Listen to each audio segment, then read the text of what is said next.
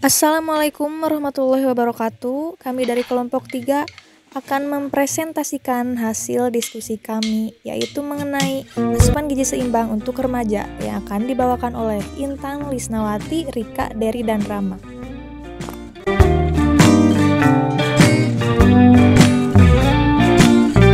Gizi seimbang merupakan susunan pangan sehari-hari yang mengandung zat gizi dalam jenis dan jumlah yang sesuai dengan kebutuhan tubuh.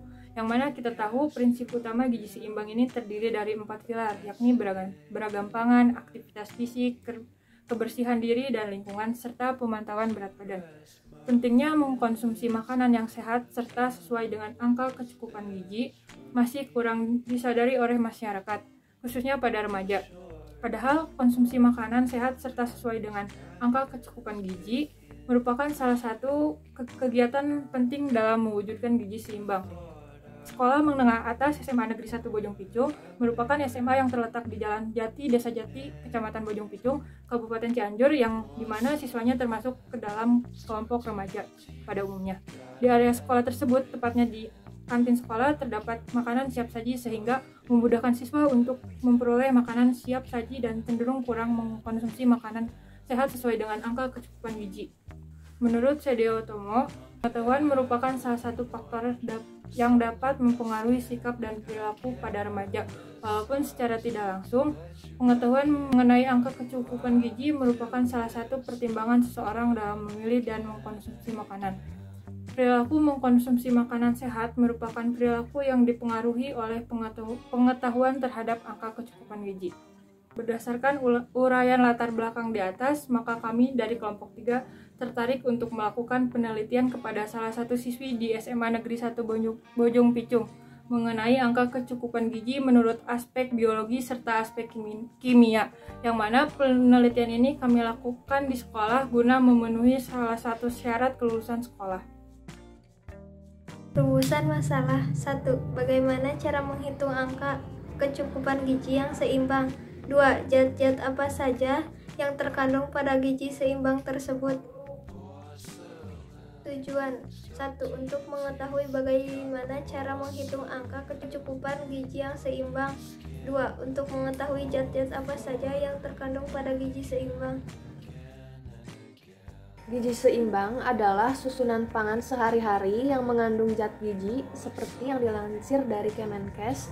Nilai gizi ini memiliki jenis dan jumlah yang sesuai dengan kebutuhan tubuh dengan memperhatikan sejumlah faktor, yaitu makanan sehat, aktivitas fisik, perilaku hidup bersih, dan memantau berat badan secara teratur.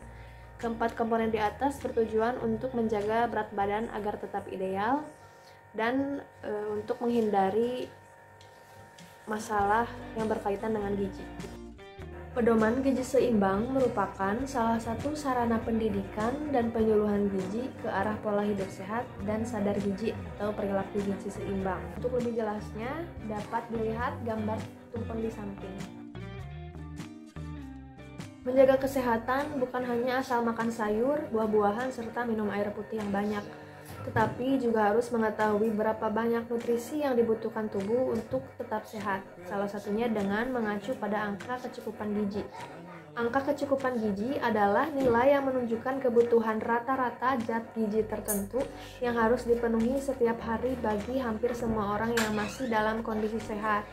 Gizi yang harus dicukupi adalah energi, protein, lemak, karbohidrat, serat, air, vitamin, dan mineral. Angka kecukupan gizi setiap orang pasti berbeda-beda, tergantung jenis kelamin, usia, tingkat aktivitas fisik, hingga kondisi fisiologisnya.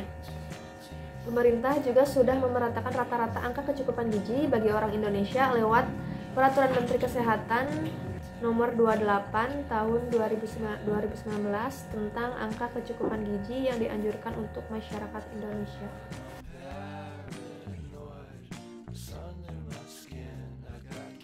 Protein merupakan makromolekul yang terbentuk dari asam amino yang tersusun dari atom nitrogen, karbon, dan oksigen. Beberapa jenis asam amino yang mengandung sulfur, metionin, cysteine, dan cysteine yang dihubungkan oleh ikatan peptida. Kekurangan protein tentu dapat berdampak buruk terhadap kesehatan, seperti menghambat pertumbuhan anak dan menurunkan sistem umum. Ada berbagai peranan protein untuk kesehatan seperti proses pembukaan darah, keseimbangan cairan, respon sistem imun tubuh, pembentukan hormon, pembentukan enzim, memperbaiki kemampuan penglihatan. Karbohidrat atau hidrat dari karbon, hidrat arang atau sakarida dari bahasa Yunani sakaron berarti gula, adalah biomolekul yang terdiri dari atom karbon, hidrogen, dan oksigen. Biasanya dengan perbandingan atom hidrogen oksigen 2/1 seperti pada molekul air, dan rumus empiris CmH2ON dengan M bisa saja sama atau berbeda dengan N. Secara biokimia, karbohidrat mengandung gugus fungsi karbonil sebagai aldehida atau keton dan banyak gugus hidroksil negatif OH atau senyawa yang menghasilkan senyawa. Senyawa ini bila dihidrolisis, manfaat karbohidrat yang utama adalah sebagai sumber energi bagi tubuh, baik untuk bergerak dan melakukan aktivitas maupun untuk kerja organ-organ tubuh. Tak hanya itu, karbohidrat juga memiliki banyak manfaat lain yang tidak kalah penting.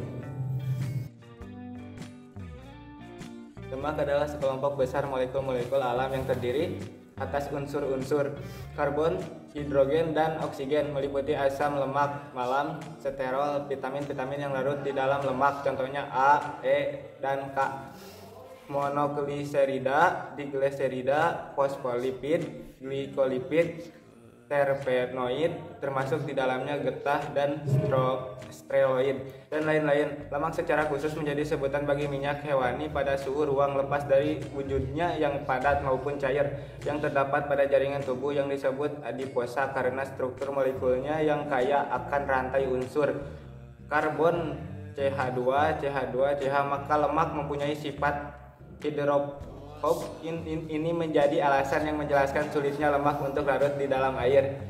Adapun manfaat lemak: 1. Menjadi cadangan energi dalam bentuk sel lemak. 1 gram lemak menghasilkan 39,06 atau 9,3 kilokalori. 2. Lemak mempunyai fungsi seluler dan komponen struktural pada membran sel yang berkaitan dengan karbohidrat dan protein demi menjalankan aliran air, ion, dan molekul lain keluar dan masuk ke dalam sel. 3. Menopang fungsi senyawa organik sebagai penghantar sinyal seperti pada prostaglandin dan steroid hormon dan kelenjar empedu. 4. Menjadi suspensi bagi vitamin A, D, E, dan K yang berguna untuk proses biologis. 5. Fungsi sebagai penahan goncangan demil, melindungi organ vital, dan melindungi tubuh dari suhu luar yang kurang bersahabat. 6. Lemak juga merupakan sarana sirkulasi energi di dalam tubuh dan komponen utama yang membentuk membran semua jenis sel. Vitamin adalah sekelompok ayub senyawa organik berbobot molekul kecil yang memiliki fungsi vital dalam ayub metabolisme setiap organisme yang tidak dapat dihasilkan oleh tubuh. Terdapat 13 jenis vitamin yang dibutuhkan oleh tubuh untuk dapat bertumbuh dan berkembang dengan baik. Vitamin A ditemukan pada tahun 1909 bernama biokimia retinol ditemukan di wortel. Manfaat bagi tubuh untuk menjaga kesehatan mata. Vitamin B1 ditemukan pada tahun 1912 yang bernama biokimia timin ditemukan di susu. Manfaat bagi tubuh untuk membantu tubuh dalam mengelola karbohidrat menjadi energi, serta berperan dalam energi. Vitamin B2 ditemukan pada tahun 1929 bernama biokimia riboflavin ditemukan di telur. Manfaat bagi tubuh untuk membantu pertumbuhan tubuh dan memproduksi sel-sel darah merah. Vitamin B3 ditemukan pada tahun 1936 bernama biokimia niacin ditemukan di ragi. Manfaat bagi tubuh untuk membantu dalam menjaga kulit dan saraf. Vitamin B5 ditemukan pada tahun 1931 bernama biokimia asam pantotenat ditemukan di susu. Manfaat bagi tubuh terdapat melancarkan proses metabolisme tubuh serta memproduksi hormon. Vitamin B6 ditemukan pada tahun 1934 bernama biokimia pyridoxine ditemukan di kacang. Manfaat bagi tubuh untuk menjaga fungsi otak dan memproduksi sel darah merah. Vitamin B7 ditemukan pada tahun 1931 bernama biokimia biotin ditemukan di hati. Manfaat bagi tubuh untuk membantu penyerapan protein dan karbohidrat serta membentuk hormon dan kolesterol. Vitamin B9 ditemukan pada tahun 1941 dengan nama biokimia asam folat ditemukan di hati. Manfaat bagi tubuh, pembentukan sel darah merah dan produksi DNA. Vitamin B12 ditemukan pada tahun 1926 dengan nama biokimia sinokobalamin ditemukan di telur. Manfaat bagi tubuh, menjaga fungsi sistem saraf pusat. Vitamin C ditemukan pada tahun 1912 dengan nama biokimia asam ascorbat ditemukan di jeruk sitrum. Manfaat bagi tubuh, membantu penyembuhan serta memperkuat pembuluh darah. Vitamin D ditemukan pada tahun 1918 dengan nama biokimia kalsiferol ditemukan di keju. Manfaat bagi tubuh, membantu penyerapan kalsium guna pertumbuhan tulang terutama pada anak-anak. Vitamin E ditemukan pada tahun 1922 dengan nama biokimia tocopherol ditemukan di minyak. Manfaat bulir gandum, manfaat bagi tubuh untuk perlindungan sel-sel dari kerusakan. Vitamin K ditemukan pada tahun 1929 dengan nama biokimia phylloquinona ditemukan di kuning telur. Manfaat bagi tubuh, berperan penting dalam pembentukan darah dan menjaga kekuatan tulang. Mineral adalah padatan senyawa kimia homogen non-organik yang memiliki bentuk teratur atau sistem kristal dan terbentuk secara alami. Istilah mineral termasuk tidak hanya bahan komposisi kimia tetapi juga struktur mineral. Berikut adalah contoh jenis mineral yang kita ketahui, yaitu pertama, kalsium.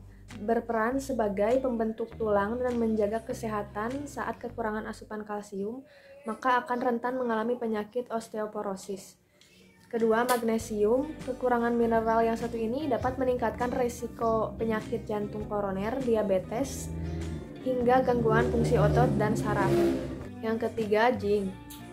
Zinc memegang peran dalam menjaga fungsi membran sistem imun, juga sebagai antioksidan. Kekurangan zinc dalam tubuh dapat menyebabkan kurangnya nafsu makan. Angka kecukupan gizi dibagi menjadi kebutuhan gizi makro dan kebutuhan gizi mikro. Kebutuhan gizi makro mencakup kebutuhan protein, lemak, dan karbohidrat. Kebutuhan protein yang diperlukan tubuh adalah 10-15% dari kebutuhan kalori. 1 gram protein sama dengan 4 kalori, sementara untuk kebutuhan lemak yaitu 10-25%. 1 gram lemak sama dengan 9 kalori. Yang terakhir, kebutuhan karbohidrat adalah 60-75%. 1 gram karbohidrat sama dengan 4 kalori. Di sisi lain, kebutuhan gizi mikro adalah zat gizi yang dibutuhkan tubuh dalam jumlah kecil. Contohnya fosfor, magnesium, kalsium, natrium, zat besi, kalium, yodium, dan vitamin. Cara menghitung angka kecukupan gizi pada seseorang yaitu dengan cara menggunakan rumus Harris-Benedict, yaitu seperti ini. Untuk lebih jelasnya, kami telah menyiapkan satu orang sebagai sampel untuk kami hitung kebutuhan kalori per harinya, yaitu sebagai berikut. Nama Intan Nuraini, jenis kelamin perempuan, usia 17 tahun, tinggi badan 165 cm, berat badan 55 kg, dengan aktivitas fisik jarang olahraga, maka dapat dihitung sebagai berikut. 665 ditambah 9,6 dikali berat badan 55 ditambah 1,8 dikali tinggi badan 165 dikurangi 4,7 dikali usia 17 sama dengan 1490 dikurangi 79,9 sama dengan 1410,1 dikali jarang olahraga 1,375 sama dengan 1938,8. Jadi jumlah kalori yang dibutuhkan oleh Intan adalah 1938,8 per harinya. Dari kalori per hari tersebut, kami mengambil 50% dari total kalori untuk menu makan siang, yaitu sebesar 969,4. Maka, untuk mengetahui kebutuhan protein, karbohidrat, dan lemak, yang pas untuk intan adalah sebagai berikut. Protein 15% dikali 1938,8 dibagi 4 sama dengan 72,750. Karbohidrat 60% dikali 1938,8 dibagi 4 sama dengan 290,82. Lemak 15% dikali 1938,8 dibagi 9 sama dengan 32,31. Jadi, protein yang dibutuhkan sebesar 72,750 gram protein, karbohidrat sebesar 290,82 gram, dan lemak sebesar 32,31 gram.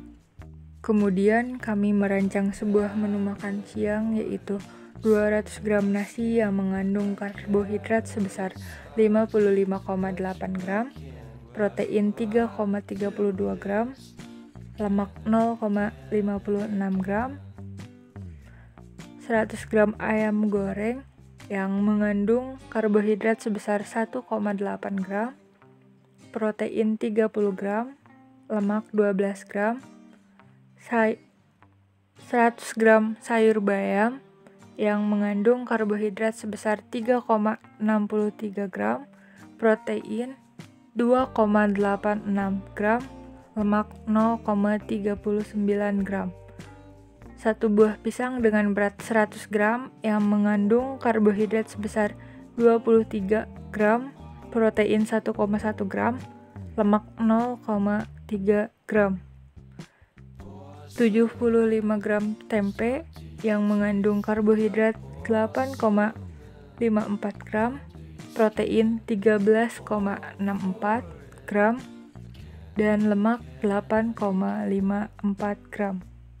Dengan demikian, zat yang terkandung pada menu tersebut hampir sesuai dengan kebutuhan makan siang untuk intan. Untuk melihat gambaran dari menu tersebut, kami mencoba untuk menyajikannya lewat video berikut ini.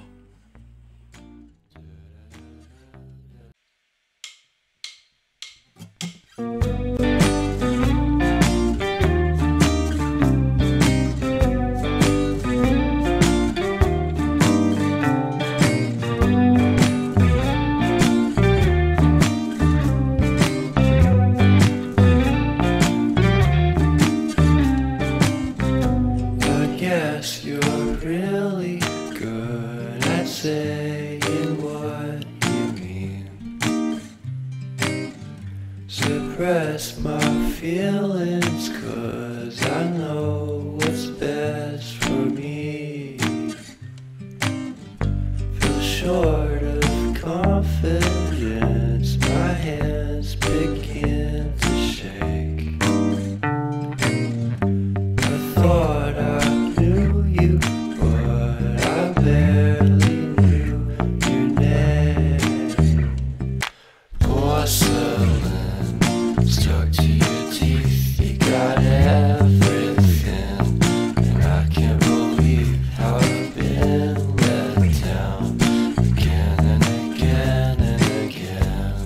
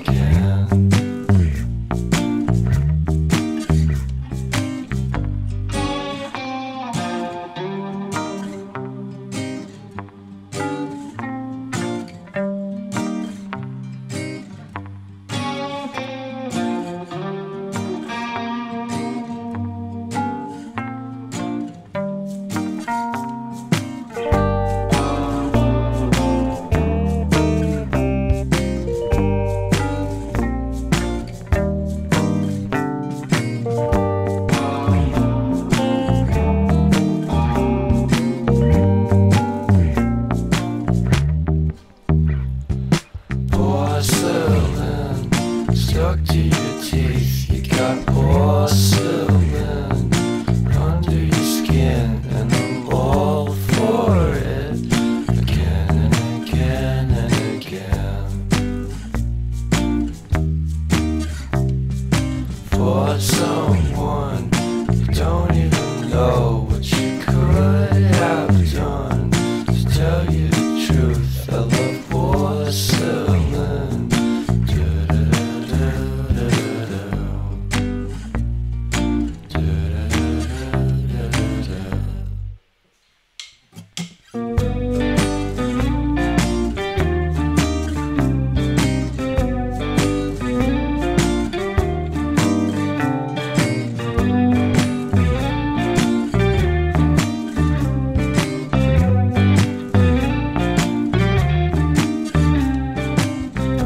I guess you're really good at saying what you mean.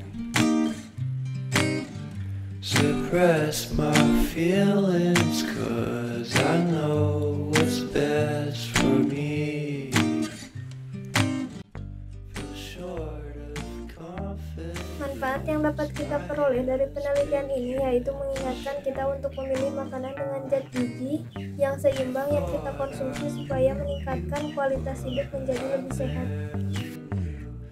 Kesimpulan, gizi seimbang merupakan hal yang penting sebagai acuan konsumsi makanan sehari-hari untuk mendapatkan gizi yang seimbang sesuai dengan angka kecukupan gizi. Untuk menyeimbangkan zat gizi yang keluar dan masuk dapat dilakukan dengan mengkonsumsi aneka ragam pangan, perilaku hidup bersih, aktivitas fisik, dan menjaga berat badan. Dari penelitian yang kami lakukan, pentingnya edukasi bagi remaja tentang gizi seimbang agar remaja tidak selalu berpedoman pada gaya hidup yang modern dengan mengkonsumsi makanan siap saji secara terus-menerus. Saran, asupan gizi merupakan hal yang sangat penting. Maka dari itu, kurangilah makan makanan siap saji dan sebaiknya memperhatikan kebutuhan serta kesesuaian zat gizi bagi diri kita berdasarkan pada pedoman gizi seimbang. Sekian presentasi dari kelompok 3. Kami mengucapkan terima kasih kepada semua pihak yang telah memberikan arahan serta bimbingannya selama ini, sehingga proyek ini dapat diselesaikan dengan sebaik-baiknya. Mohon maaf apabila dalam video ini terdapat banyak kesalahan dan kekurangan. Terima kasih. Wassalamualaikum warahmatullahi wabarakatuh.